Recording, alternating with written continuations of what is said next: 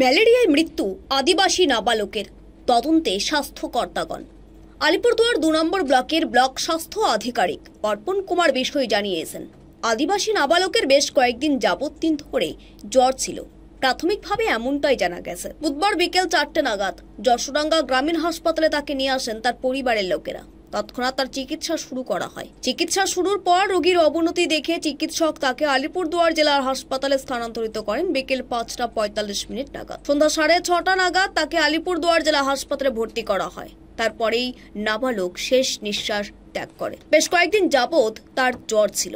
স্বাস্থ্য দপ্তরের কর্মকর্তা সহ স্বাস্থ্যকর্মীরা সম্বলপুর এলাকায় মৃত লক্ষ্মীরাম মুর্মুর বাড়িতেও যান। ওই এলাকায় নজরদারি শুরু করা হয়েছে স্বাস্থ্যকর্মীদের পক্ষ থেকে। আলিপুরদুয়ার জেলার মধ্যে আলিপুরদুয়ার ২ নম্বর ব্লকে ম্যালেরিয়া আক্রান্তের সংখ্যা সব থেকে বেশি। ইতিমধ্যেই ওই এলাকায় সকলের রক্তের নমুনা সংগ্রহ করা শুরু হয়েছে।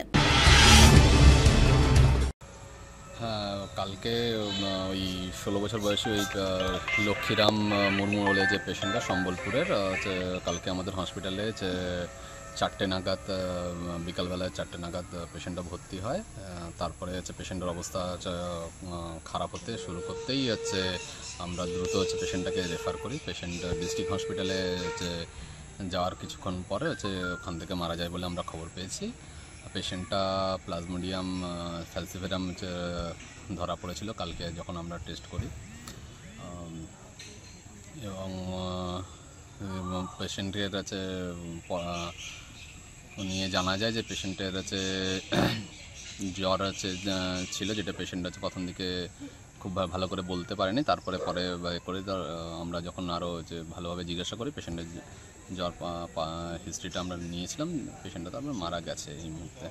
আজকে তো আপনাদের স্বাস্থ্য দপ্তর কর্মকর্তারা গিয়েছিলেন, আমাদের ব্লকের থেকেও লোকেরা গিয়েছিল। ঠিক আছে। স্টার সংবাদের বিশেষ প্রতিবেদন, আলিপুরদুয়ার।